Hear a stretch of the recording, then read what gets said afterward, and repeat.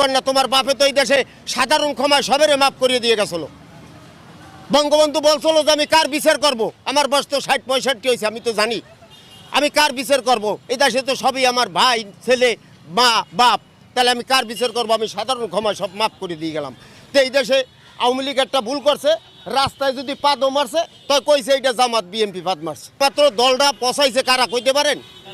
একমাত্র দলটা পচাইছে ওই হাসানুল্লাহ কিনু মতে ঘন।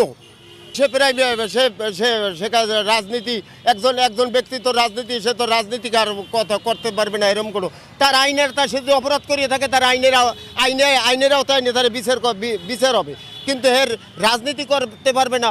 বঙ্গবন্ধু তো এই দেশে বঙ্গবন্ধু শহীদ রাষ্ট্রপতি জিয়াউর রহমান তো স্বাধীনতা ফিরিয়ে আনছিল। এখন যদি কেউ বলে যে আওয়ামী লীগ বিএনপি রাজনীতি করতে পারবে না, এটা হচ্ছে ভুল। টাকা ভাড়া